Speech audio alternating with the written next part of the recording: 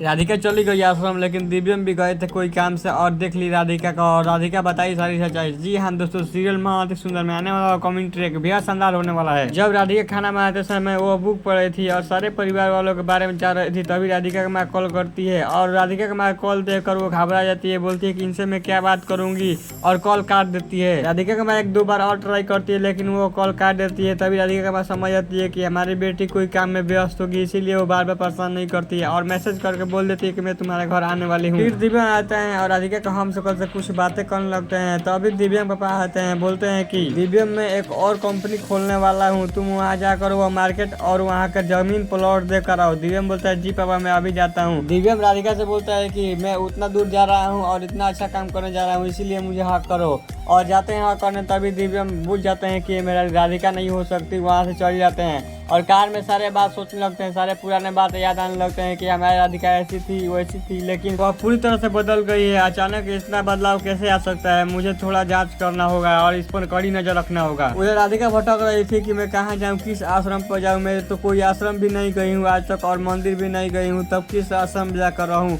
और मुझे कुछ नहीं समझ में आ रहा है। तभी एक मंदिर दिखता है और वहाँ पर चली जाती है राधिका। इधर राधिका का हम शकल अपने हरकतों से बाज नहीं रही थी और वो बीड़ी पी रही थी, अपने मन में सोच रही थी कि अब मुझे मेरा मन का शांति मिला, नहीं तो इस घर में घुटन हो रहा है मुझे। तभी राधिका का माँ आ जाती है और वो बीड़ी लुकवा देती है। राधिका का हम शकल से बोलती है राधिका का माँ कि यहाँ पर बीड़ी की बदबू कैसे आ रही है राधिका, और बहुत गंदी बदबू आ रही है। राधिका का हम शकल का होश उड़ जाता है, बोलती है कि ये तो पूरा घर में हाला करके रख दी और उसको हाथ पकड़ कर ले आके एक रूम में बंद कर देती है। और राधिका का हम शकल वो नहीं पहचान रही थी कि ये राधिका का माँ है, इसीलिए वो उसको ऐसा बर्ताव कर रही थी और राधिका का माँ बहुत ज्यादा चिल्ला रही थी। तभी दादी और कॉली आती है, बोलती है राधिका तुम किसको घर में बंद करी हो। सुजाता भी आ जाता है, सुजाता का होश हो जाता है कि ये लड़की मुझे पकड़वाएगी और सारा सच्चाई सबके सामने लाएगी तो मेरा क्या होगा, और बोलती है कि नहीं ये किसी के ऊपर नहीं किया, ये मजाक कर रही है अपने माँ के साथ। राधिका का हम शकल वो जब दरवाजा खोलती है तो उसके अंदर वो बहुत ज्यादा परेशान हो गई थी उसके माँ और बहुत डांट लगाती है राधिका का हम शकल को।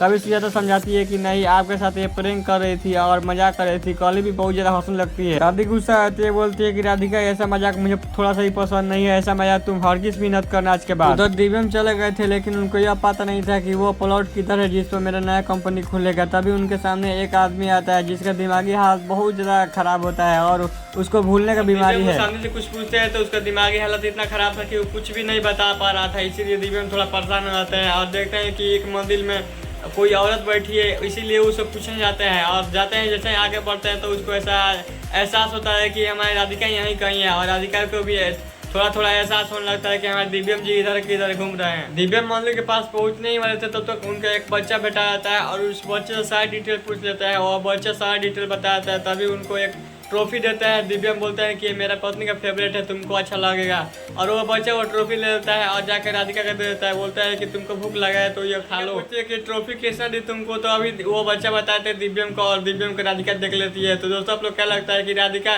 दिव्यम को सारी सच्चाई बता देगी या नहीं, तो अपना कमेंट जरूर बताएं और इसी तरह वीडियो देखने के लिए हमारे चैनल सब्सक्राइब कर लाइक और शेयर